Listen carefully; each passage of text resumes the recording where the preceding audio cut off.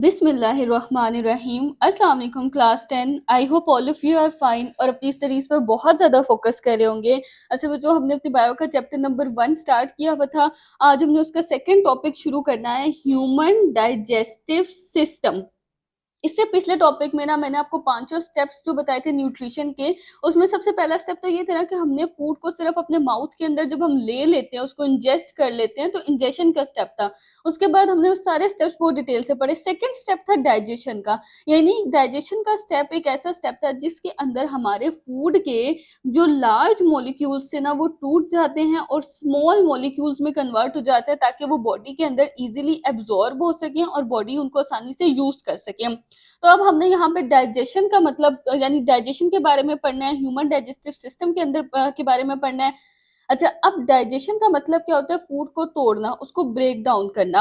अब human digestive system के अंदर ऐसे ऑर्गन्स आ जाते हैं, सारे के सारे ऑर्गन्स जो मिलकर एक साथ जो है वो एक ही जैसा काम करते हैं। हमने पढ़ा था ना, सिस्टम जो होता है हमारी बॉडी के अंदर, बहुत सारे सिस्टम्स है जिनके अंदर बहुत सारे ऑर्गन्स मिलकर काम करते हैं। अब देखो, ह्यूमन डाइजेस्टिव सिस्टम के अंदर हम जो है वो 5 चीज़ों के बारे में पढ़ेंगे। सबसे पहले जो है वो ओरल कैविटी के बारे में पढ़ेंगे, उसके बाद हम फेरिंग्स के बारे में और इसोफेगस के बारे में पढ़ेंगे। फेरिंग्स और इसोफेगस के बारे में पढ़ेंगे। उसके अलावा जो है वो हम स्टमक के बारे में पढ़ेंगे, स्मॉल इंटेस्टाइन और लार्ज इंटेस्टाइन, इन पांचों ऑर्गन्स के बारे में हम पढ़ेंगे। हम कह रहे हैं कि ह्यूमन डाइजेस्टिव सिस्टम के अंदर एक लॉन्ग ट्यूब होती है और कुछ हेल्पर ऑर्गन्स होते हैं। अब इस बात का क्या मतलब है? एक तो हमारी लॉन्ग ट्यूब मैं आपको अभी दिखाती हूँ, वो बिल्कुल माउथ से ना हमारी वो ट्यूब आती जाएगी नीचे आके, वो इसी तरह से स्टमक में कन्वर्ट हो जाएगी, फिर वही स्टमक से आगे स्मॉल इंटेस्टाइन और उसके बाद पूरी लार्ज इंटेस्टाइन। ये पूरी एक ट्यूब होती है जिसको हम एलिमेंट्री कैनाल कहते हैं। और कुछ ऑर्गन्स ऐसे होते हैं जो इसकी हेल्प करते हैं, जिनको हम हेल्पर ऑर्गन्स या फिर असेसरी ऑर्गन्स कहते हैं, जो सिर्फ इनकी हेल्प करते हैं। उनका इस ट्यूब से कोई लेना देना नहीं होता। फूड हमारा इसी ट्यूब में से पास होता है, सिर्फ उन हेल्पर ऑर्गन्स में से पास नहीं होता। वो हेल्पर ऑर्गन्स जो हैं वो सिर्फ डाइजेशन में हेल्प करते हैं, जैसे कि स्लाइवरी ग्लैंड्स हैं जो स्लाइवा वगैरह बनाएंगे, फूड के डाइजेशन में हेल्प करेंगे। लिवर जो है वो बाइल जूस बनाएगा और वो जूस बना के जो है वो जूस रिलीज कर देगा स्टमक में, और हमारे पास क्या होगा वहां पे? फूड के डाइजेशन में हेल्प करेगा। पेनक्रियास पेनक्रियाटिक जूस बनाएंगे।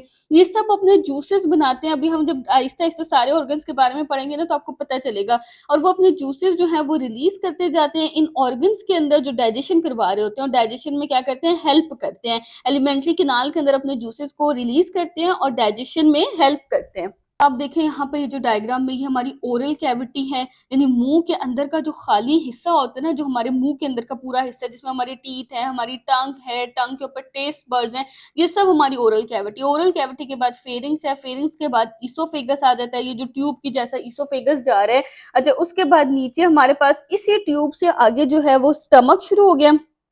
स्टमक से ही नीचे ये देखिए स्मॉल इंटेस्टाइन शुरू हो गई है, और उसके बाद हमारे पास जो है वो लार्ज इंटेस्टाइन भी इसी स्मॉल इंटेस्टाइन से शुरू हो गई। ये एक ही पाइप है जो माउथ से आ रहा है, सेम पाइप है, वही पाइप फोल्ड होके स्टमक बन गया, वही पाइप आगे कंटिन्यू हुआ स्मॉल इंटेस्टाइन में, और वही पाइप स्मॉल इंटेस्टाइन से लार्ज इंटेस्टाइन बना देते हैं। तो इस पूरे पाइप को हम एलिमेंट्री कैनाल कहते हैं।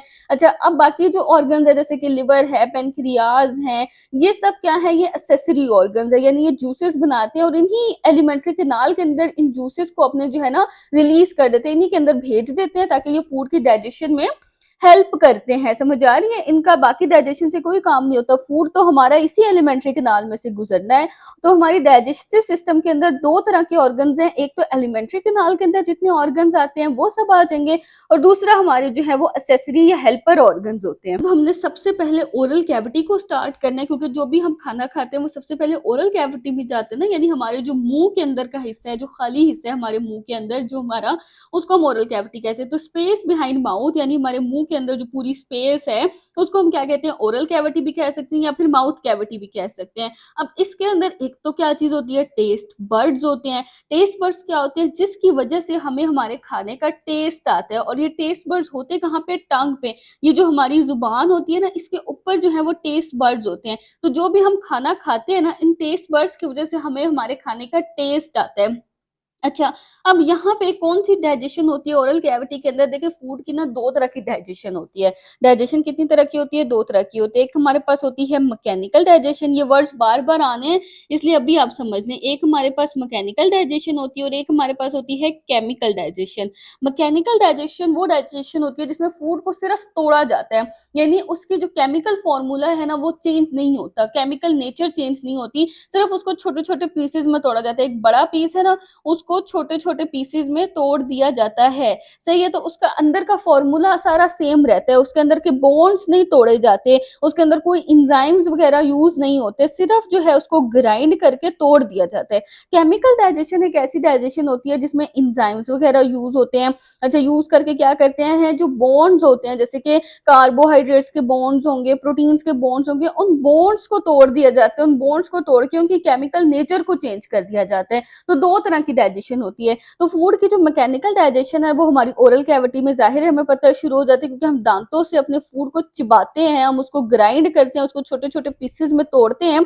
तो मैकेनिकल डाइजेशन का प्रोसेस हमारा शुरू हो जाता है ओरल कैविटी में। तो इस ग्र देखो ये ग्राइंडिंग जो होती है फूड को जो हम तोड़ते हैं, ग्राइंड करते हैं, जैसे आप ग्राइंडर में डालते हैं किसी भी चीज़ को, आपके घर में जो जो एक ऐसा होता है ना ग्राइंडर सा, जिसके अंदर आप बड़ी चीज़ों को डाल के तोड़ते हैं, उसको छोटा करके मसाले वगैरह पीसे जाते हैं।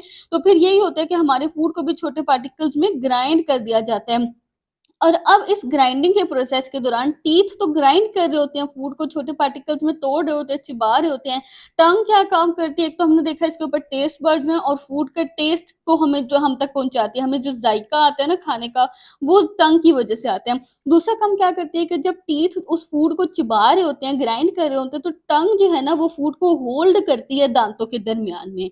अच्छा, अब वो कह रहे हैं कि मैकेनिकल डाइजेशन के दौरान टीथ ही जो हमारे दाँत होते हैं, वो क्या करते हैं फूड को कट करते हैं और उसको ग्राइंड कर देते हैं छोटे-छोटे पीसेस में।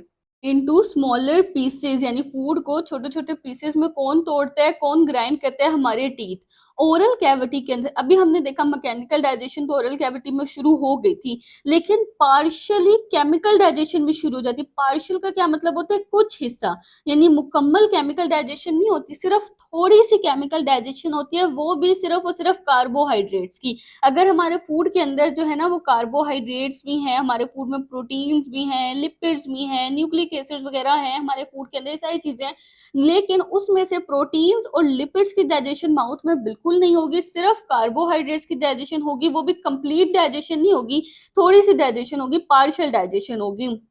अब वो होती कैसे है कि हमारे जो स्लाइवरी ग्लैंड्स है ना, स्लाइवा क्या होता है जो हमारी मुंह के अंदर स्लाइवा बनता है, थूक बनती है, उसके कुछ ग्लैंड्स होते हैं। ग्लैंड्स ना हमारी बॉडी के अंदर ऐसे ऑर्गन्स होते हैं या टिश्यूज होते हैं जो किसी जो ना सिक्रीट करते हैं, जैसे कि सिक्रीशंस बनाते हैं, जैसे कुछ जूसेस बनाते हैं, जैसे लिवर के अंदर बाइल जूस वगैरह, ये ग्लैंड्स या हॉर्मोन्स बनाते हैं। तो इसी तरह हमारे मुंह के अंदर स्लाइवरी ग्लैंड्स होती हैं जो सलाइवा बनाती हैं, थूक बनाती हैं। स्वेट ग्लैंड्स होती हैं हमारी बॉडी पे जो स्वेट बनाते हैं, यानी पसीना बनाने के लिए वो ग्लैंड्स होती हैं। तो ये बॉडी की फैक्ट्रीज होती हैं जो कुछ ना कुछ जो है वो रिलीज करती रहती हैं। अच्छा, अब हमारे जो है ना मुंह के अंदर स्लाइवरी ग्लैंड्स हैं जो सलाइवा बनाती हैं। अब ये ग्लैंड्स कहाँ हैं? ये हमारी ओरल कैविटी के अंदर ही अटैच है, यानी हमारे मुंह के अंदर का जो खाली हिस्सा है उसी के अंदर अटैच है और ये क्या बनाती हैं? सलाइवा। अब देखें ये मैंने हाईलाइट आपके लिए इसलिए किया है कि ये सलाइवा की ना उन्होंने कॉम्पोजिशन बताई है, यानी सलाइवा के अंदर क्या क्या होता है। जो हमारी सलाइवरी ग्लैंड जो थूक बना रही है, सलाइवा सिक्रीट कर रही है, उसके अंदर क्या क्या होता है?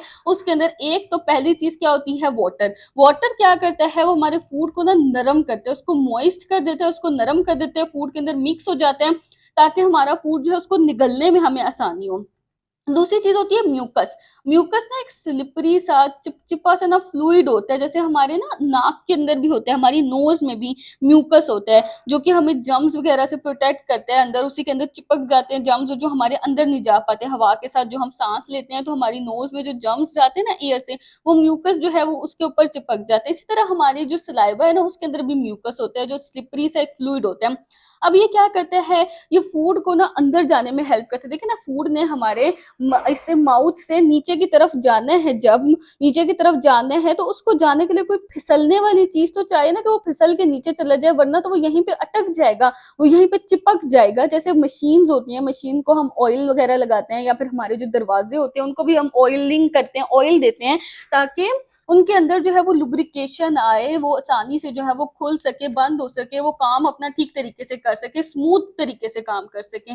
तो इसी तरह म्यूकस होता है सलाइवा के अंदर, जो हेल्प करता है फूड को आगे मूव करने में, यानी स्वेलो होने में, उसको निगलने में। और फिर एक डाइजेस्टिव इंजाइम भी होता है। देखिए मैंने आपको बताया जो केमिकल डाइजेशन है ना, वो इंजाइम्स की हेल्प से होती है।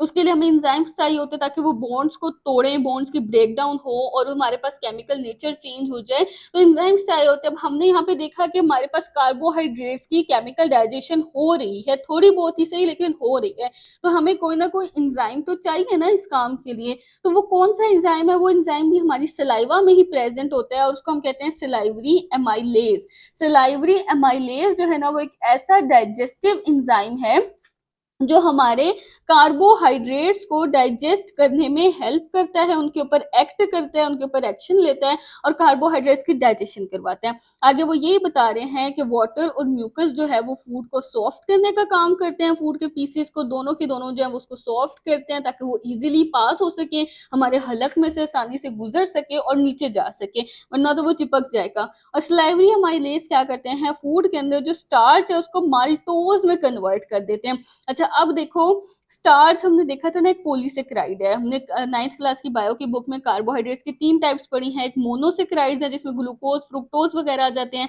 एक हमारे पास डाइसेकेराइड्स है और एक हमारे पास पॉलीसेकेराइड्स है। पॉलीसेकेराइड्स जो है उसके अंदर बहुत सारे जो हैं वो प्रेजेंट होते हैं, कार्बोहाइड्रेट्स के कंपोनेंट्स। डाइसेकेराइड्स के अंदर सिर्फ 2 प्रेजेंट होते हैं और मोनोसेकेराइड्स के अंदर तो होता ही एक है।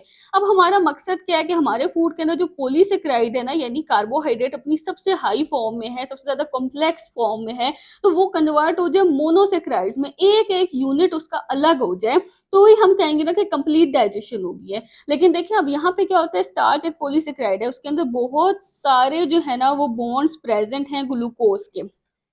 अब होता क्या है, कंप्लीट डाइजेशन तो तब होगी जब ये सारे बॉन्ड्स टूट जाएं और हमारा एक एक मॉलिक्यूल अलग हो जाए। लेकिन यहाँ पे ये होता है कि हमारा जो स्टार्च है ना वो माल्टोज में ब्रेक डाउन हो जाता है। माल्टोज एक डाइसेक्राइड है, अच्छा, जो कि 2 ग्लूकोज के मॉलिक्यूल से मिलकर बना है। तो हमारा ये पॉलीसेक्राइड ना ऐसे 2-2 मॉलिक्यूल्स की चेन में टूट जाता है। इस तरह की ना इसकी 2-2 मॉलिक्यूल्स की चेन बच जाती है, इसीलिए हम कहते हैं कि पार्शियल डाइजेशन हो गया। जो एक बड़ी सी चेन थी ना, वो 2-2 मॉलिक्यूल्स की चेन में टूट गए। फिर आगे जाके ये बॉन्ड्स भी टूट जाएंगे और फिर ये एक-एक मॉलिक्यूल सेपरेट हो जाएगा और कंप्लीट डाइजेशन होगी, जो आगे के ऑर्गन्स में होगी। जो हमारी ओरल कैविटी है उसमें सिर्फ और सिर्फ जो है वो पार्शियल डाइजेशन हुई, और उस पार्शियल डाइजेशन में क्या हुआ, जो स्टार्च था वो माल्टोज में चेंज हो गया, ग्लूकोज में चेंज नहीं हुआ वो।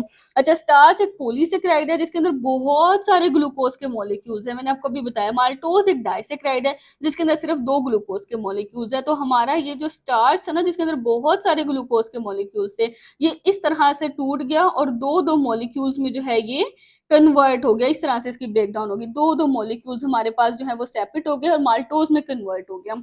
अच्छा, उसके बाद वो कह रहे हैं आफ्टर द, ये हमारे पास है स्वेलोइंग की हेडिंग। अगर आपके पास शॉर्ट क्वेश्चन में स्वेलिंग पूछे जाए तो आपने ये लिखना है। वो कह रहे हैं कि after the physical and partial chemical digestion, हमारी जो मुंह के अंदर हमारे पास डाइजेशन हो रही थी ना, जो हमने फूड को चिबाया और दांतों से उसको ग्राइंड किया, कट किया, उसकी फिजिकल डाइजेशन भी होगी। और जब भी हमने पार्शियल केमिकल डाइजेशन देखी, उसके बाद हमारा फूड किस में कन्वर्ट हो जाता है, एक बोलस में।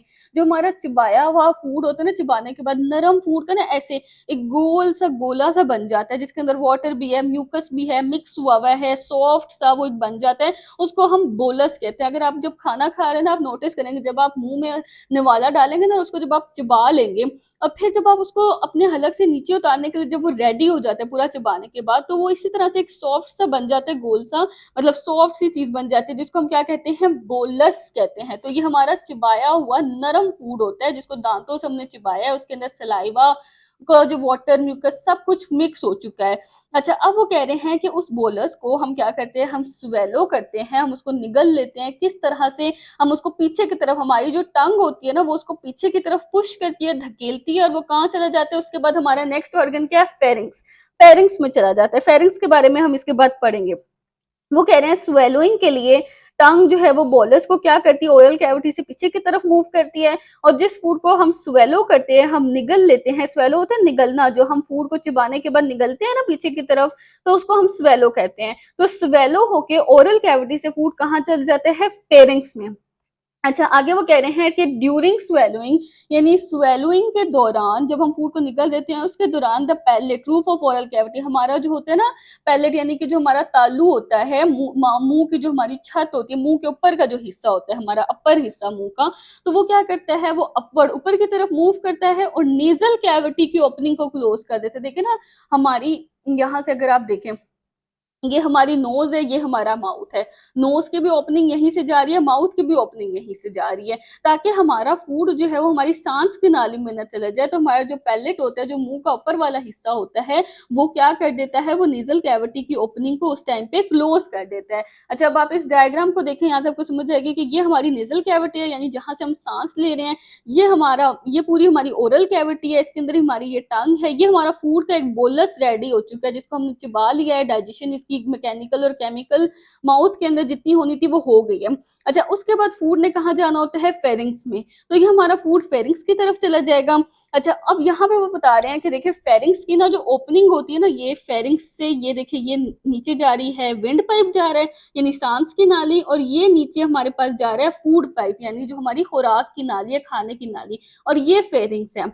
एक दफा ओपनिंग हमारी सेम है, जो हमारी नोज से जो हमारी सांस की नाली है ना, उसकी भी ओपनिंग फेरिंग से, देखें ये हमारी अगर नोज है ना, और ये हमारा माउथ है, सही है, ये हमारी नोज है, ये हमारा माउथ है, इन दोनों की एक दफा ओपनिंग ये हमारी सेम ही होती है, फेरिंग्स। माउथ से भी जो चीज आएगी वो फेरिंग्स में जाएगी, नोज से भी जो एयर आ रही है वो फेरिंग्स में जा रही है।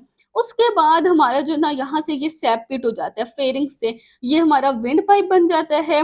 उसके बाद हमारे विंड पाइप को हम क्या कहते हैं, ट्रैकिया कहते हैं, ये वर्ड आपने याद रखना है, विंड पाइप को हम क्या कहते हैं, ट्रैकिया।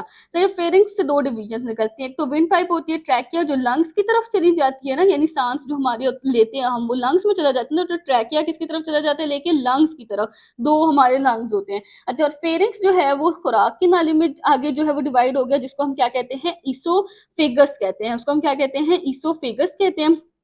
ईसोफेगस जो है वो आगे जाके फिर स्टमक में ओपन होता है, और हमारा फूड कहाँ चला जाता है, स्टमक में। तो ये सिंपल सी बात है। तो अब यहाँ पे क्या होता है कि फूड जो है हमारा जब फेरिंग्स से गुजर रहा होता है ना, तो फिर यहाँ पे एक चीज होती है एपिग्लोटिस, ये अभी हम पढ़ेंगे, सही है, ये टिश्यू होता है एपिग्लोटिस, जैसे सेल्स से मिलकर टिश्यूज बनते हैं, तो एक टिश्यू होता है एपिग्लोटिस। ये क्या कर देता है, ये ट्रैकिया को ऊपर से कवर कर देता है, ताकि हमारा जो भी खाना है ना, वो सांस की नाली में ना जाए, वो इसके ऊपर ऐसे ढक्कन की तरह ना इसको बंद कर देते हैं। जैसे हम खाना अंदर डालते हैं, ये इसको फौरन से एक सेकंड के लिए बंद कर देते हैं, ताकि हमारा फूड जो है वो सीधा कहाँ जाए, इसोफेगस में जाए, हमारी खुराक की नाली में जाए, और हम जो है सीधा स्टमक में जाए। अगर ऐसा ना हो, हमारा फूड जो है वो सांस की नाली में चला जाएगा, तो हमारी सांस जो है वो रुक जाएगी, एयर ब्लॉक हो जाएगी, और उसकी वजह से डेथ भी हो सकती है।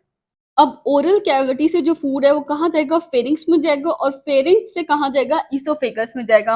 अब देखिए हमारे पास ये जो हमारा फॉर एग्जांपल ये इस तरह से हमारा ये नोज है, उसके बाद ये माउथ है, बस इस तरह बना लेते हैं हम लोग। अब माउथ से ये जो फूड का बोलस ये जो अंदर आएगा ना, ये किस में जाएगा, फेरिंग्स में जाएगा। जो हमारा जो हलक होता है ना, उसको हम क्या कहते हैं, फेरिंग्स कहते हैं।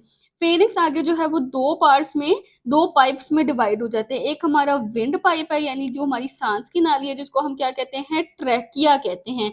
दूसरा हमारा जो है वो फूड पाइप है, जो हमारी खुराक की नाली है, और इसको हम क्या कहते हैं, इसको हम कहते हैं ईसोफेगस। सही है, जिसको भी हमने पढ़ना है ईसोफेगस को। सही है, अब देखो जो ईसोफेगस है ना, जो हमारा फूड पाइप है, वो कहाँ जाके ओपन होता है, स्टमक में। ये तो एक ही कैनाल में, स्टमक, फिर आगे स्मॉल इंटेस्टाइन, लार्ज इंटेस्टाइन, लेकिन चले ईसोफेगस कहाँ तक जाता है, हमारा स्टमक में जाके ओपन होता है। और ये जो ट्रैकिया होता है ना, ये जो विंड पाइप होता है, ये आगे कहाँ चला जाता है, ये हमारा जो है वो लंग्स में जाता है। तो एक दफा तो हमारी जो एयर हो रही है, जो हम सांस लेते हैं वो भी, और जो हम फूड खाते हैं, ये हमारा जो बोलस है, जो हमने उसको पास करना है, वो दोनों जो है वो फेरिंग्स से ही गुजरते हैं। लेकिन उसके बाद उनका रास्ता जो है वो क्या हो जाता है, सेपरेट हो जाता है। अब यहाँ पे ना एक एपिग्लोटिस होता है, एपिग्लोटिस होता है। एपिग्लोटिस क्या चीज है, एक टिश्यू होता है, सॉफ्ट सा टिश्यू होता है, अभी हम ये सारा देखेंगे। वो क्या करता है, कि जब हमारा फूड जिस टाइम फूड पास हो रहा होता है ना, उस टाइम पे, हर टाइम नहीं, जब फूड पास हो रहा है उस टाइम पे वो क्या कहते हैं, जब फेरिंग्स में फूड आ गया, हमारी जो ट्रैकिया की ओपनिंग होती है ना, उसको हम क्या कहते हैं, ग्लोटिस कहते हैं। यानी कि ये जो ट्रैकिया है ना, ये हमारा ये जो ट्रैकिया पूरा विंड पाइप है, इसकी ये जो ओपनिंग है इसको हम ग्लोटिस कहते हैं। ये एपी का मतलब क्या होता है, अपर, अपर यानी ऊपर। ये ग्लोटिस के ऊपर से इसको कवर कर देते हैं ताकि हमारा जो खाना है वो सांस की नाली में ना जाए, बल्कि हमारा फूड जो है वो इसोफेगस में जाए, हमारी खुराक की नाली में जाए, फूड पाइप में जाए और यहाँ से गुजरे। अगर वो सांस की नाली में चला जाता है, अक्सर हम लोग के साथ ऐसा होता भी है कि तेजी तेजी से खाना खाते हुए हमारा जो है वो सांस की नाली में चल जाता है, या खाना खाते हुए अगर बात कर रहे हो तो इस तरह हो जाता है, तो फिर इतनी ज्यादा हालत खराब हो जाती है और अक्सर लोगों की तो इस वजह से डेथ भी हो सकती है। अच्छा, अब यहाँ से हम इस चीज को डिटेल से पढ़ते हैं कि फेरिंग्स हमारी एक शॉर्ट ट्यूब है। देखिए बहुत छोटी सी ट्यूब है, क्योंकि उसने फौरन डिवाइड हो जाना है। ओरल कैविटी के बाद जो हमारे माउथ की जो ओरल कैविटी है ना, जो मुंह का खाली से, उसके फौरन बाद सबसे पहले फेरिंग्स शुरू होती है। अच्छा, फेरिंग्स क्या होती है, बहुत छोटी सी ट्यूब होती है और ये क्या करती है, ये ओरल कैविटी को इसोफेगस से जोड़ती है। एक तो काम ये करती है कि ओरल कैविटी, बस इसका काम ये है कि ओरल कैविटी को इसोफेगस से यानी फूड पाइप से जोड़ना, और जो हमारी नोज है उसको विंड पाइप से यानी कि सांस की नाली से ट्रैकिया से जोड़ना। इन दोनों को आपस में जोड़ने का काम करती है ये, ओरल कैविटी को इसोफेगस से और सॉरी और हाँ, ओरल कैविटी को और विंड पाइप को नोज के साथ। अब ये जो प्रोसेस होता है ना केमिकल डाइजेशन का, ये जो ओरल कैविटी से शुरू होता है ये आगे कंटिन्यू रहता है, ये जारी रहता है। अच्छा, फेरिंग्स का एक और अहम काम क्या होता है कि ये फूड के पार्टिकल्स को लंग्स में जाने से रोकती है। हमने अभी देख लिया ना कि फेरिंग्स जो है वो क्या करती है, फूड को डायरेक्ट किस में भेजती है, ओरल कैविटी से इसोफेगस में भेजती है, ताकि वो जो है वो विंड पाइप में ना चला जाए, ट्रैकिया में ना चला जाए, और वहां से कहाँ जाएगा, वो लंग्स की तरफ जाएगा, सांस ब्लॉक हो जाएगी और डेथ होगी। अच्छा, अब ये विंड पाइप में जाने से कैसे रोकती है फूड को, एपिग्लोटिस के थ्रू, वो भी अभी हमने देख लिया, एपिग्लोटिस के थ्रू रोकती है। एपिग्लोटिस होता क्या है, एक इलास्टिक कार्टिलेज टिश्यू है। इलास्टिक क्या होता है, फ्लेक्सिबल सी चीज जो कि आसानी से हिल सकती है, मुड़ सकती है, तभी तो वो उसको कवर कर लेते हैं ना आके उसके ऊपर। अगर वो अपनी जगह पे फिक्स रहता तो वो कैसे वहां से मूव करता और उसको आके ऊपर से कवर करता ट्रैकिया को। और कार्टिलेज क्या होती है, सॉफ्ट बोन। एक तो हमारी बोन होती है ना, हड्डी होती है जो हार्ड होती है, सख्त होती है। सॉफ्ट बोन हमारे पास क्या आती है, कार्टिलेज। देखो जब हमारे कान है, ईयर है, आप इनको हाथ लगा के देखें, ये आपको सॉफ्ट सॉफ्ट फील होंगे। हालांकि आपको इनके अंदर एक चीज फील हो रही होगी बोन टाइप, लेकिन वो इतनी सॉफ्ट फील होती है, वो कार्टिलेज होते हैं। और टिश्यू तो हमें पता है ना, सेल्स से मिलकर टिश्यू बनते हैं, जब सिमिलर सेल्स एक जैसे काम करते हैं तो वो टिश्यू बन जाता है। तो एपिग्लोटिस कोई ऑर्गन नहीं है, बल्कि वो एक टिश्यू है।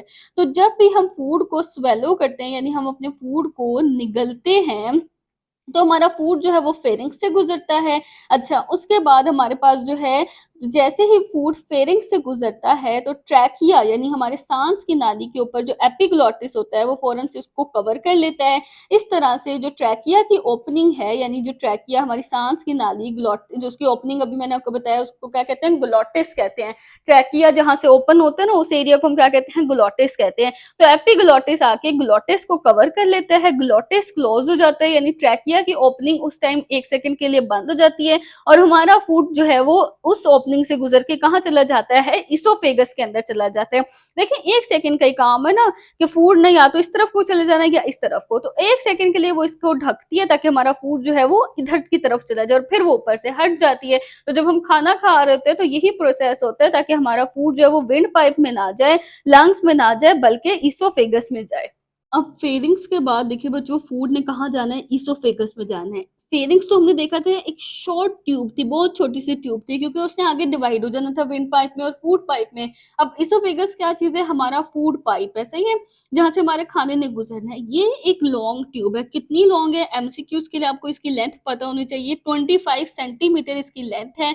अच्छा, अब ये क्या होता है कि इसोफेगस कहाँ होती है, फेरिंग्स और स्टमक के दरमियान में। देखिए फेरिंग्स के बाद इसोफेगस आएगा, इसोफेगस के बाद हमारे पास क्या आना है, स्टमक आना है। ये हमने अभी बना के भी देखा है, सही है। फेरिंग्स के बाद इसोफेगस, और इसोफेगस के बाद क्या आता है, स्टमक आता है। तो जब फूड इसोफेगस में एंटर होता है ना, तो यहाँ पे क्या होती है, waves of contraction are generated in its muscular walls. देखिए जो इसोफेगस की वॉल्स है ना, उसके अंदर जो है वो एक कॉन्ट्रैक्शन की वेव्स जनरेट होती है। कॉन्ट्रैक्शन क्या होता है, सुकड़ना, सही है। मसल्स जो होते हैं ना इसके अंदर, इसकी जो वॉल होती है ना, वो मसल्स से मिलकर बनी होती है, वो ना सुकड़ते हैं। किस तरह देखो, वैसे तो इसोफेगस इस तरह से एक लॉन्ग जो है वो पाइप है, इस तरह की एक लॉन्ग ट्यूब है। लेकिन जब इसमें से हमारा ये जो फूड का ये बोलस है ये गुज़रता है ना, तो ये किस तरह गुज़रता है देखिए, जहाँ से फूड का बोलस गुज़रेगा ना वहाँ से ये यूँ ओपन हो जाएगा, सही है। जैसे ही फूड का बोलस नीचे जाएगा ना तो यहाँ से क्लोज़ हो जाएगा, फिर नीचे से ओपन हो जाएगा। इस तरह से करके ना हमारी ये कॉन्ट्रैक्शन और रिलैक्सेशन होती रहती है। जब फूड यहाँ से गुज़रेगा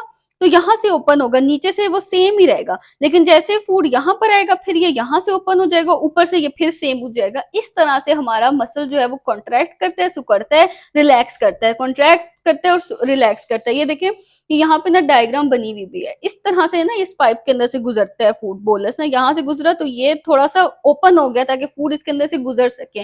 फिर जब फूड नीचे चला जाएगा तो वो एरिया ओपन ओपन हो जाएगा, ऊपर वाला एरिया दोबारा सेम पहले जैसा हो जाएगा, क्योंकि ये मसल्स की लेयर होती है तो ये जो है अपनी शेप को दोबारा वापस ले आते हैं। और इस तरह से गुजरते हुए फूड जो है वो कहाँ जाता है, स्टमक में आ जाता है। तो इसको हम कहते हैं वेव्स ऑफ कंट्रैक्शन, जो कि ईसोफेगस में होती हैं।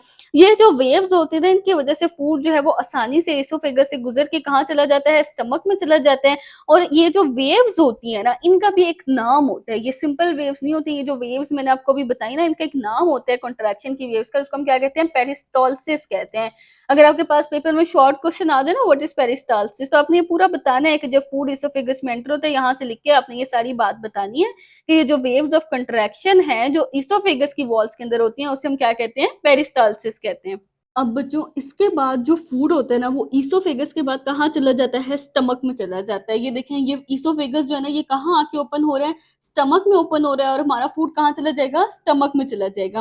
अच्छा, स्टमक की शेप कैसी होती है, जे शेप्ड होती है। ये देखिए, ये जो स्टमक हमारा बना है ना, ये ऐसे जैसे इंग्लिश का जो हमारा अल्फाबेट होता है ना, ये जे जो हम लिखते हैं, ये इस तरह की स्टमक की शेप होती है। ये लोकेटेड कहाँ पे होता है, इसकी लोकेशन क्या होती है, कहाँ होता है हमारी बॉडी के अंदर, जो हमारी एब्डोमिनल कैविटी है, यानी हमारी जो पेट की जो कैविटी है, जो पेट के अंदर की खाली जगह। ओरल कैविटी क्या थी, मुंह के अंदर की खाली जगह। एब्डोमिनल कैविटी क्या है, जो पेट के अंदर का हमारा एरिया है। अच्छा, उसमें अपर लेफ्ट साइड पे, एक तो लेफ्ट साइड पर होता है और ऊपर से अपर, अपर का मतलब क्या, ऊपर। अच्छा, ये मैं अभी आपको दिखाती हूँ, इसकी लोकेशन आपको समझ आ जाएगी। Below the diaphragm. अब डायाफ्राम क्या होता है, हमारे, मैंने आपको दिखाया ना, ये जो ट्रैकिया है, जो विंड पाइप है, वो गुजरता है और फिर वो कहाँ जाके ओपन होता है, हमारे जो है लंग्स के अंदर। दो लंग्स होते हैं, उन लंग्स के नीचे ना ऐसे डोम शेप्ड एक डायाफ्राम होते हैं। अभी हम रिस्पायरेटरी सिस्टम का जब चैप्टर पढ़ेंगे ना उसमें आप देखेंगे इस तरह से डायाफ्राम होता है। तो हमारा जो स्टमक है ना वो डायाफ्राम के नीचे लोकेटेड होता है, बिलो द डायाफ्राम होता है, डायाफ्राम के नीचे लोकेटेड होता है। अब ये देखिए, ये हमारी एब्डोमिनल कैविटी है, यानी पेट के अंदर का एरिया है। अब देखिए, ये इस एरिया के हमारे पास एक तो ये लेफ्ट साइड हो गई ना, ये वाली जो साइड है ये लेफ्ट साइड है, और ये वाली साइड क्या है, राइट साइड है। अच्छा, ये लोअर एरिया यानी नीचे वाला एरिया है, ये अपर एरिया यानी ऊपर वाला एरिया है। तो स्टमक कहाँ है, अपर एरिया में लोकेटेड है, ऊपर वाले एरिया में लोकेटेड है, और कहाँ है, लेफ्ट साइड पे लोकेटेड है। अच्छा, अब डायफ्राम में मैं आपको दिखाती हूँ तो आपको समझ आ जाएगी। जो हमारे लंग्स होते हैं ना, ये जो विंड, यहाँ से अब ये हमारा विंड पाइप आएगा, ये कहाँ ओपन होगा, लंग्स में ओपन होगा। लंग्स के नीचे हमारा क्या होता है, एक डायाफ्राम होता है। तो स्टमक जो है वो डायाफ्राम के नीचे लोकेटेड है। ये देखिए बच्चों, ये जो हमारे लंग्स है ना, हमारी बॉडी के अंदर जो दो लंग्स होते हैं उनके नीचे ऐसे डोम शेप्ड गुंबद की शक्ल का ना एक डायाफ्राम प्रेजेंट होता है, इसको हम कहते हैं डायाफ्राम। आगे देखें, आगे ना दो चीजों के बारे में बताया हुआ है, एक है कार्डियक एंड और एक है पाइलोरिक एंड। इनको आपने ध्यान से सुनना है। स्टमक के वो पार्ट जो इसोफेगस के फौरन बाद है, देखिए ना, ये इसोफेगस था, हमारी खुराक की नाली थी, ये एक ही ट्यूब आ रही है ना, एलिमेंट्री कैनाल हमने अभी देखा, एक ही ट्यूब है जो माउथ से शुरू हुई, वही ट्यूब जा रही है, वही ट्यूब आगे स्टमक बन जाएगी, वही ट्यूब आगे, ये देखिए, यही ट्यूब आगे जो है वो स्मॉल इंटेस्टाइन में कन्वर्ट हो जाएगी, वही स्मॉल इंटेस्टाइन आगे लार्ज इंटेस्टाइन बना देगी। तो सेम एक ही ट्यूब चलती आ रही है। अच्छा, अब देखें, इसोफेगस से फूड ने स्टमक में जाना है, तो इसोफेगस और स्टमक के दरमियान में ये जो एंड है ना, इसोफेगस और स्टमक के दरमियान में जो एंड आएगा, इसको हम क्या कहते हैं, इसको हम कहते हैं कार्डियक एंड, सही है। और उसके बाद जो स्टमक से आगे फूड ने कहाँ जाना है, स्मॉल इंटेस्टाइन में जाना है। तो स्टमक और स्मॉल इंटेस्टाइन के दरमियान में ये जो एंड आता है ना, यानी इसको हम क्या कहते हैं, इसको हम कहते हैं पाइलोरिक एंड। तो ये आपने ना वर्ड्स दोनों याद रखने हैं कि जो इसोफेगस और स्टमक के दरमियान में एंड है उसको हम कार्डियक एंड कहते हैं, और जहां से स्टमक खत्म होके स्मॉल इंटेस्टाइन शुरू होगी उसे हम पाइलोरिक एंड कहते हैं। अच्छा, अब देखो जंक्शन, जंक्शन क्या होता है, जहां पे दो चीजें मिलती हैं। जैसे ये भी एक जंक्शन है जहां पे इसोफेगस और स्टमक मिल रहे हैं, जो हमारे रेलवे ट्रैक्स होते हैं, उनके जंक्शन होते हैं, जहाँ पे 2 रेलवे ट्रैक्स मिल रही होती हैं। जब यहाँ पे स्टमक और स्मॉल इंटेस्टाइन मिल रही है, ये भी एक जंक्शन है, जहाँ पे भी 2 चीज़ें आपस में मिल रही होती हैं ना, जिस पॉइंट पे जाके, उसे हम क्या कहते हैं? जंक्शन कहते हैं। फॉर एग्ज़ाम्पल ये एक मेरे पास एक पेन है और ये एक दूसरा पेन है, ये दोनों इस पॉइंट पे आपस में मिल रहे हैं। ये वाला ये जो पॉइंट है ना, ये जो मैं फिंगर से टच कर रही हूँ, ये इन दोनों पेन्स का क्या है? जंक्शन है, जहाँ पे 2 पॉइंट्स आपस में मिलते हैं। तो वो कह रहे हैं कि ईसोफेगस और स्टमक के जंक्शन पे, यानी जहाँ पे ईसोफेगस और स्टमक मिल रहा है, एक स्फिंक्टर होता है। अच्छा, अब स्फिंक्टर क्या चीज़ है? स्फिंक्टर है मसल्स का ना एक रिंग सा बना होता है, सही है? ये ना स्फिंक्टर ओपन भी हो सकता है, स्फिंक्टर क्लोज भी हो सकता है, मसल्स का एक रिंग बना होता है। ये नेक्स्ट पेज पे शो भी किया हुआ है, मैं आपको दिखाती हूँ। इस तरह से ना मसल्स का ये, वैसे ये देखें, ये है ना हमारे पास ये ईसोफेगस है। ईसोफेगस के बाद हमारे पास इस तरह से ना स्टमक ने शुरू हो जाना है।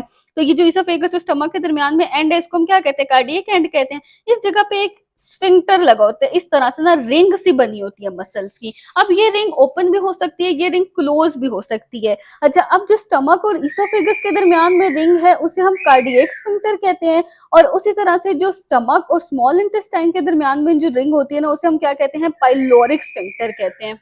ये देखिए, यहाँ से हमारे पास जो है वो ईसोफेगस एंड होके स्टमक शुरू हो रहा है, तो ईसोफेगस और स्टमक के दरमियान में जो एंड है, उसे हम कार्डियक एंड कहते हैं। और ये हमारे पास यहाँ से स्टमक खत्म होगा और स्मॉल इंटेस्टाइन शुरू होगी, तो इसे हम पाइलोरिक एंड कहते हैं। इस जगह पे इन दोनों के, जहाँ पे ईसोफेगस और स्टमक मिल रहे हैं, इस जगह पे जो हमारा स्फिंक्टर है, मसल्स की एक रिंग सी बनी होती है, इसे हम कार्डियक स्फिंक्टर कहते हैं, जो कार्डियक एंड पे है। और जो पाइलोरिक एंड पे है, यानी स्टमक और स्मॉल इंटेस्टाइन के दरमियान में जो रिंग है, इसे हम क्या कहते हैं? इसे हम पाइलोरिक स्फिंक्टर कहते हैं। अब इन स्फिंक्टर्स के काम क्या है? ये जो दोनों स्फिंक्टर्स हैं, इनके काम क्या है? जो कार्डियक स्फिंक्टर है ना, इसका काम ये होता है कि जब फूड ईसोफेगस से स्टमक में आ रहा होता है ना, तो उस टाइम पे ये ओपन हो जाता है और फूड को अंदर आने देता है। लेकिन जब फूड अंदर आ जाता है ना स्टमक के, तो फिर ये क्लोज हो जाता है, ताकि फूड वापस ना चला जाए ईसोफेगस में। तो ये प्रिवेंट करता है, फूड को रोकता है, ताकि फूड जो है वो वापस फ्लो बैक ना कर जाए स्टमक से ईसोफेगस की तरफ। अगर फूड जो है वो स्टमक से ईसोफेगस की तरफ वापस चल जाएगा, तो वॉमिटिंग होगी, एसिडिटी होगी, तो बहुत मसले होंगे। इस वजह से ये क्या करता है? ये फूड को रोक के रखता है, ताकि फूड जो है वो वापस ना जाए। जब फूड आता है तो ये ओपन हो जाता है, जब फूड इसके अंदर, स्टमक के अंदर पहुंच जाता है, तो उसके बाद ये जो कार्डियक स्फिंक्टर है ना, ये क्लोज हो जाता है। और जो पाइलोरिक स्फिंक्टर होता है ना, उसका काम ये होता है कि जब स्टमक के अंदर फूड की डाइजेशन हो जाती है ना, उसके बाद फूड ने स्मॉल इंटेस्टाइन में जाना होता है। तो पाइलोरिक स्फिंक्टर ये काम करते हैं कि ऐसा नहीं है कि सारा फूड इकट्ठा स्मॉल इंटेस्टाइन में चला जाता है, तो थोड़ा थोड़ा करके फूड को स्मॉल इंटेस्टाइन में भेजता है, ताकि अच्छे से फूड की एब्जॉर्प्शन हो सके और बाकी की डाइजेशन कंप्लीट हो सके। तो पाइलोरिक स्फिंक्टर का काम ये होता है कि ये जो है वो फूड को थोड़ा थोड़ा करके एक तरतीब से स्मॉल इंटेस्टाइन के अंदर भेजता है। अच्छा, आगे वो कह रहे हैं कि स्टमक जो है हमारे पास, एक तो स्टमक के अंदर भी मैकेनिकल डाइजेशन होती है, जैसे माउथ में होती है, और साथ में स्टमक के अंदर भी केमिकल डाइजेशन होती है, लेकिन इसके अंदर भी पार्शियल केमिकल डाइजेशन ही होती है। जैसे हमारी ओरल कैविटी के अंदर मैकेनिकल डाइजेशन भी हो रही थी और पार्शियल केमिकल डाइजेशन हो रही थी, इसी तरह सेम स्टमक में भी होती है। पूरी कंप्लीट डाइजेशन स्टमक के अंदर नहीं होती, वो आगे चल के हमारी जो है ना वो स्मॉल इंटेस्टाइन में होगी। अच्छा, अब स्टमक जो है ना वो फूड को स्टोर भी कर सकता है, यानी हम जो खाना खाते हैं ना, ईसोफेगस तो देखिए स्टोर नहीं करते ना, हमने जो खाना खाया, इसका काम तो बस यही है कि पाइप है एक, और फूड इसमें से गुजर के स्टमक में आ जाएगा। लेकिन स्टमक के अंदर जो खाना है ना, वो 3 से 4 घंटे स्टमक में ही रहता है, उसके बाद वो स्मॉल इंटेस्टाइन में जाता है। अच्छा, जो स्टमक की वॉल्स हैं, वो किस चीज़ से मिलकर बने, यानी ये जो स्टमक की ये जो वॉल्स है ना, ये जो हमारे, ये जो अभी हमने ऊपर स्टमक देखा है पूरा, इसके ये जो वॉल्स हैं, ये जो इसकी दीवारें हैं इर्द-गिर्द की, ये पूरी ये किससे बनी हुई हैं? एक तो ये बहुत थिक है, सही है, बहुत मोटी है, और ये किससे बनी हुई है? स्मूथ मसल से।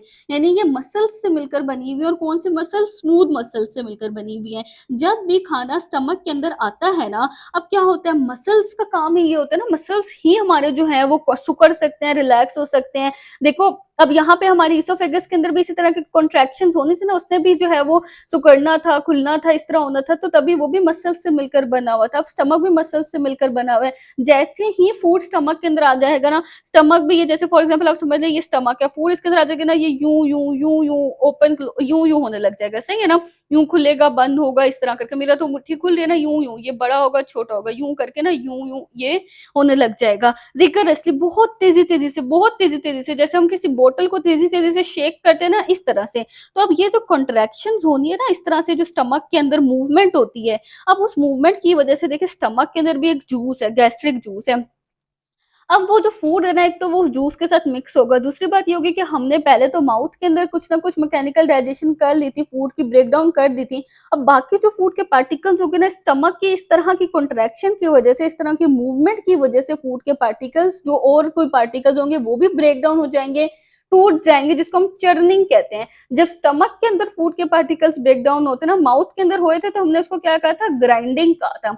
स्टमक के अंदर होते हैं तो हम इस प्रोसेस को क्या कहते हैं, चर्निंग कहते हैं। अब फूड के पार्टिकल्स जो हैं वो स्मॉल पार्टिकल्स में टूट जाएंगे, तो ये हमारी क्या है, स्टमक के अंदर मैकेनिकल डाइजेशन होती है। अच्छा, जो केमिकल होती है वो हम आगे पढ़ेंगे। अब इस मूवमेंट की वजह से, स्टमक के इतने तेजी तेजी से मूव करने की वजह से हीट भी प्रोड्यूस होती है, कुछ ना हीट प्रोड्यूस होती है। तो अब ये जो हीट होती है, ये क्या करती है, हमारे फूड के अंदर जो लिपिड्स हैं या फैट्स वगैरह प्रेजेंट है, उनको क्या करवा देती है, मेल्ट करवा देती है। जब आगे देखें, स्टमक के अंदर ना गैस्ट्रिक ग्लैंड्स प्रेजेंट होती हैं। जैसे हमारे माउथ के अंदर थी ना स्लाइवरी ग्लैंड्स, हमने कौन सी ग्लैंड्स पढ़ी थी, स्लाइवरी ग्लैंड्स, और वो क्या बना रही थी, स्लाइवा यानी थूक बना रही थी। तो ये गैस्ट्रिक ग्लैंड्स होती हैं, और ये क्या बनाती हैं, ये गैस्ट्रिक जूस बनाती हैं, ताकि हमारे पास जो फूड आया ना उसकी क्या कर सके, केमिकल डाइजेशन करवा सके। मैकेनिकल डाइजेशन तो चर्निंग से हुई, यानी स्टमक के जो स्क्वीज हो रहा था, कॉन्ट्रैक्ट हो रहा था, उस प्रोसेस की वजह से हुई ना। अब जो केमिकल डाइजेशन है ना, उसके लिए स्टमक के अंदर गैस्ट्रिक ग्लैंड्स होती हैं जो गैस्ट्रिक जूस बनाती हैं। अब ये सारी चीजें मैं आपको साथ साथ इसलिए बता रही हूँ ताकि आपको वो पिछले टॉपिक्स भी साथ साथ माइंड में आते रहे, ऐसे ना आपको चीजें मिक्स हो जाए। अब देखिए, जो सलाइवा था उसके अंदर भी तीन चीजें थी, वाटर था, म्यूकस था, और एक इंजाइम था, स्लाइवरी अमाइलेज, क्योंकि केमिकल डाइजेशन के लिए तो इंजाइम की जरूरत होती है। अब यहाँ पे भी तीन चीजें हैं, जैसे उसमें म्यूकस था, इसके अंदर भी म्यूकस है, क्योंकि फूड को सॉफ्ट करना है, उसकी तो जरूरत है हमें म्यूकस की। उसके अलावा हाइड्रोक्लोरिक एसिड है, HCl है, और इंजाइम कौन सा है इस गैस्ट्रिक जूस के अंदर, यानी स्टमक के अंदर एक इंजाइम होता है जिसका नाम होता है पेप्सिनोजिन इंजाइम होता है। अच्छा, पेप्सिनोजिन इंजाइम जो है ना वो इनएक्टिव होता है। इनएक्टिव क्यों होता है, क्योंकि ये इंजाइम काम नहीं करता, एक्टिव नहीं होता, यानी काम नहीं कर रहा होता बिल्कुल, जो है ना, जब तक हमारे स्टमक में फूड नहीं आता ना, तो ये वाला एंजाइम जो है वो एक्टिव नहीं होता, बल्कि ये इनएक्टिव होता है, ये कोई काम नहीं कर रहा होता। लेकिन जैसे ही हमारे स्टमक के अंदर फूड आ जाता है ना, फूड स्टमक के अंदर एंटर होता है, तो ये जो HCl होता है ना, हाइड्रोक्लोरिक एसिड, ये क्या करता है, इस पेप्सिनोजिन एंजाइम को एक्टिव कर देता है। तो ये एंजाइम एक्टिवेट होके पेप्सिन एंजाइम में कन्वर्ट हो जाता है। समझ आइए, जब अगर आपसे इनएक्टिव के बारे में पूछा जाए ना कि स्टमक के अंदर कौन सा एंजाइम है जो इनएक्टिव होता है, तो वो पेप्सिनोजिन है। और जब यही पेप्सिनोजिन एक्टिव हो जाता है, तब हम इसको क्या कहते हैं, तब हम इसको कहते हैं पेप्सिन एंजाइम। अब देखिए, नाम से पता चल रहा है, पी से इसका नाम है, तो इसका मतलब ये प्रोटीन्स की ही डाइजेशन कराएगा। सही है, ये आपने पी से याद रखना है, पी से पेप्सिन, पी से प्रोटीन्स। अब हमारे जो ओरल कैविटी थी उसके अंदर कार्बोहाइड्रेट्स की डाइजेशन हुई थी, जो स्लाइवरी एमाइलेज ने करवाई थी ना। अब यहाँ पे भी देखें, जो पेप्सिन है ये क्या करेगा, ये प्रोटीन्स की डाइजेशन करवाएगा। अब ये एक इंपॉर्टेंट बात है कि जब तक फूड स्टमक में नहीं आता तब तक ये एक्टिव नहीं होता, तब तक ये इनएक्टिव ही रहता है। जैसे ही फूड आ जाता है, हाइड्रोक्लोरिक एसिड इसको एक्टिव कर देता है। अच्छा, अब ये पेप्सिन क्या करता है, बड़े बड़े प्रोटीन्स के मोल जो चेन्स होती हैं, बहुत लंबी लंबी प्रोटीन्स की चेन्स होती है, उनको छोटे छोटे चेन्स में तोड़ देते हैं। सही है, ये कंप्लीट डाइजेशन ये भी नहीं कर रहा। जैसे हमने देखा था ना कि जो हमारे पास ओरल कैविटी के अंदर ये जो स्टार्च थे, जो स्टार्च की ऐसे बड़ी-बड़ी सी हमारे पास ये चेन थी, इसको उसने 2-2 में तोड़ दिया, यानी कि उसको उसने माल्टोज़ में तोड़ दिया, कंप्लीट डाइजेशन नहीं की। इसमें भी ऐसे ही होता है, देखो ना, ये प्रोटीन्स की जो है ना, ये बड़ी-बड़ी सी, फॉर एग्ज़ाम्पल ये प्रोटीन की इतनी बड़ी सी चेन है, ये इसको ना 2-3 छोटी-छोटी चेन्स में तोड़ देगा, जिसको हम क्या कहते हैं, पेप्टाइड्स कहते हैं। प्रोटीन्स किससे मिलकर बने होते हैं, अमाइनो एसिड से। ये एक-एक स्ट्रक्चर है ना अमाइनो एसिड का। कंप्लीट डाइजेशन तब होगी जब एक-एक अमाइनो एसिड अलग हो जाएगा। लेकिन यहाँ पे कंप्लीट डाइजेशन नहीं हो रही, बल्कि प्रोटीन्स किस में टूट गए, पेप्टाइड्स में टूट गए। जो उनकी बड़ी-बड़ी चेन्स थी वो छोटी-छोटी चेन्स में टूट गई। सही है? देखिए, स्टेप बाय स्टेप प्रोसेस है ना, एक साथ तो कोई भी चीज़ नहीं टूट जाती ना कंप्लीट। पहले वो थोड़े छोटे पार्ट्स में टूटेगी, फिर छोटे पार्ट जो है वो मज़ीद टूटेंगे, और वो कंप्लीट जो है डाइजेशन फिर होगी। तो सबसे पहले प्रोटीन्स, यहाँ पे स्टमक के अंदर प्रोटीन्स की ब्रेकडाउन होती है, और प्रोटीन्स अमाइनो एसिड्स में नहीं बन जाते। अमाइनो एसिड्स बन जाएंगे तो इसका मतलब कंप्लीट डाइजेशन होगी। कंप्लीट डाइजेशन नहीं होती, बल्कि इनकम्प्लीट या पार्शियल डाइजेशन होती है, और प्रोटीन्स की बड़ी बड़ी चेन्स छोटी छोटी चेन्स में कन्वर्ट हो जाती है, जिनको हम क्या कहते हैं, पेप्टाइड्स कहते हैं। अच्छा, एक तो हमने हाइड्रोक्लोरिक एसिड का ये काम पढ़ लिया कि वो क्या करता है, एक फंक्शन हमने ये पढ़ा ना इसका कि पेप्सिनोजेन को एक्टिवेट करके पेप्सिन बना देता है जैसे ही फूड आता है स्टमक में। दूसरा काम हाइड्रोक्लोरिक एसिड का क्या है कि हमारे फूड के अंदर कोई बैक्टीरिया अगर प्रेज़ेंट है जो हमारी बॉडी को नुकसान दे सकता है, पैथोजेनिक है, यानी नुकसानदेह है, कोई बीमारी कॉज़ कर सकता है, तो हाइड्रोक्लोरिक एसिड ज़ाहिर है ये एक एसिड है, इसके अंदर जो है वो बहुत ज़्यादा ताकत है, तो ये क्या कर देता है उस बैक्टीरिया को भी किल कर देता है, उसको खत्म कर देता है। तो एचसीएल के हमने 2 फंक्शंस पढ़ लिए और पेप्सिन का एक ही काम है कि ये प्रोटीन्स को जो है वो पेप्टाइड्स में तोड़ देता है। अच्छा, अब यहाँ पे ना एक क्वेश्चन है कि वो क्वेश्चन ये होता है कि देखिए हमारा स्टमक जो है वो भी तो गोश्त का है ना, मीट है, वो हमारी बॉडी भी तो मीट है, गोश्त है, फ्लेश है। तो हम जो स्टमक है वो खाने को अगर डाइजेस्ट कर रहा है तो वो खुद को क्यों नहीं डाइजेस्ट कर लेता? देखिए ना, स्टमक भी तो एक मीट है, तो वो खुद को क्यों नहीं डाइजेस्ट करता? इसलिए नहीं डाइजेस्ट करता, देखिए स्टमक के अंदर HCl है, हाइड्रोक्लोरिक एसिड इतना ज़्यादा स्ट्रॉन्ग एसिड होता है कि अगर आप कोई मेटल ले लेंगे ना, जैसे कोई भी मेटल की चीज़ है, कोई सिल्वर, गोल्ड, ये उसको भी डिसॉल्व कर देगा, उसको भी खत्म कर देगा। तो हमारा स्टमक तो कुछ भी नहीं है, वो तो एक स्किन है, वो तो हमारा मीट से बना हुआ है, तो उसको क्यों नहीं खत्म करता है? इसलिए नहीं करता क्योंकि एक तो म्यूकस हमने अभी पढ़ा ना, गैस्ट्रिक जूस के अंदर म्यूकस भी होता है, तो स्टमक की जो वॉल्स होती है ना, उसके इर्द-गिर्द, जैसे कि फॉर एग्जांपल ये हमारा ये जो स्टमक है ना, ये इसकी वॉल्स हैं। अंदर की तरफ से वॉल्स के अंदर ना ये बहुत थिक सा ये पूरा एक फ्लूइड होता है, ये जो फ्लूइड्स लगा हुआ होता है पूरा स्टमक के अंदर, वो कौन सा होता है? म्यूकस होता है। तो वो एक तो वो स्टमक को प्रोटेक्ट कर रहा होता है और दूसरी बात ये भी होती है कि हमारे अंदर जो स्टमक के अंदर जो एंजाइम होते हैं वो इनएक्टिव होते हैं। जब फूड आता है उसके बाद वो एक्टिव होते हैं और फूड को जो है वो डाइजेस्ट करता है। लेकिन सबसे मेन रीजन जो है वो स्टमक को क्यों डैमेज नहीं होता, नुकसान नहीं पहुंचता HCl से, उसकी रीजन यही है कि स्टमक के इर्द गिर्द जो है वो एक थिक, बहुत ज्यादा थिक जो है वो म्यूकस की एक लाइनिंग होती है जो स्टमक को अपने खुद के एसिड से सेफ रखती है, बचा के रखती है। अब देखिए अल्लाह ने हर चीज़ का निज़ाम कितनी तरतीब से बनाया हुआ है। अगर स्टमक को प्रोटेक्ट ना किया जाता है, इस तरह से म्यूकस से उसको ना प्रोटेक्ट किया जाता, सेफ किया जाता, तो हमारे जो स्टमक के अंदर जो एसिड था वो तो स्टमक को ही डाइजेस्ट कर लेता। अब आगे ना म्यूकस के बारे में वो कह रहे हैं कि म्यूकस क्या करता है, म्यूकस एक प्रोटेक्टिव लेयर बनाता है। देखिए हमने HCl का भी फंक्शन 2 पढ़ लिया, पेप्सिन का भी फंक्शन पढ़ लिया। अब म्यूकस का क्या काम होता है, उसका क्या फंक्शन होता है? वो क्या करता है, वो अभी मैंने आपको बताया स्टमक की वॉल्स के अंदर जो है वो एक पूरी प्रोटेक्टिव लेयर बना देता है जो स्टमक को हिफाजत में रखती है, उसको HCl से बचा के रखती है। और म्यूकस ये क्या काम करते हैं, HCl को, जो भी HCl जो है वो वॉल्स के करीब आता है ना, स्टमक की दीवार के करीब, उसको न्यूट्रलाइज कर देता है। न्यूट्रलाइज क्या होता है? किसी चीज को न्यूट्रल कर देना, यानी उसके इफेक्ट को, उसके असर को कम कर देना। तो जो भी एसिड का हार्मफुल इफेक्ट होता है ना, उसका जो भी नुकसानदेह इफेक्ट होता है, ये उसको न्यूट्रलाइज करके उस इफेक्ट को क्या कर देती है, कम कर देती है। अच्छा, आगे वो यही बता रहे हैं कि पेप्सिनोजेन जो है वो एक्टिवेट होता ही नहीं है स्टमक के अंदर, नॉर्मली तो वो इनएक्टिव फॉर्म में होता है, तो वो खुद से तो एक्टिव हो ही नहीं सकता, जैसे ही फूड आता है तब ही वो एक्टिव होता है। तो इस वजह से वो जो पेप्सिनोजेन एंजाइम है वो स्टमक के प्रोटीन्स को डाइजेस्ट नहीं कर सकता। जब फूड आता है तो वो एक्टिव होते हैं और सिर्फ फूड को डाइजेस्ट करता है। इसी वजह से हमारे स्टमक के अंदर कोई ब्रेकडाउन नहीं होती और स्टमक की डाइजेशन जो है वो नहीं होती, क्योंकि स्टमक को प्रोटेक्ट किया गया है। अल्लाह ताला ने स्टमक को पहले से ही प्रोटेक्ट किया हुआ है। अच्छा, फूड जो है हमारे स्टमक के अंदर कितनी देर के लिए रहता है? 3 से 4 घंटे के लिए रहता है, ये पूरा प्रोसेस होता है फूड के अंदर। वो कह रहे हैं इन एक्शंस की वजह से स्टमक के अंदर, देखिए फूड के अंदर क्या होगा कि एक तो फूड की डाइजेशन होगी, फूड बिल्कुल ऐसे ना सूप की तरह एक बिल्कुल बहुत सॉफ्ट सा बन जाता है फूड ना, और उसको हम क्या कहते हैं? कायम कहते हैं। सही है, ये ऐसे ना बिल्कुल फूड के अंदर लिक्विड भी मिक्स हो जाता है, गैस्ट्रिक जूस वगैरह मिक्स होके लिक्विड बन जाता है, सेमी लिक्विड, यानी जैसे हमारा सूप होता है ना, गाढ़ा-गाढ़ा सा मिक्सचर होता है, जो अगर आपने कभी सूप जब पिया ही होगा तो आपने देखा होगा ना, वो बिल्कुल गाढ़ा-गाढ़ा सा होता है सूप। तो ये इस तरह का एक फ्लूइड बन जाता है जो बिल्कुल एक गाढ़ा सा होता है, ना वो बिल्कुल लिक्विड होता है, ना वो सॉलिड होता है, बल्कि वो एक दरमियान की स्टेज का होता है। तो ये एक सूप की तरह का मिक्सचर बन जाता है जिसे हम क्या कहते हैं? काइम। ओरल कैविटी से जो हमारा फूड आगे गया था उसको हमने क्या कहा था? बोलस कहा था। अब अगर आपके पास पेपर में बोलस और काइम के बारे में क्वेश्चन आ जाए तो आपको पता होना चाहिए। ओरल कैविटी में जब फूड के ऊपर पूरी डाइजेशन हो गई थी, मैकेनिकल और केमिकल, तो एंड पे क्या बन गया था? बोलस। स्टमक के अंदर जब डाइजेशन हो गई है, बाकी की जो स्टमक की डाइजेशन थी वो पार्ट कंप्लीट हुआ है, तो हमारा जो फूड था वो क्या बन गया है? एक सूप की तरह का एक गाढ़ा सा मिक्सचर बन गया, जिसको हम क्या कहते हैं? काइम कहते हैं।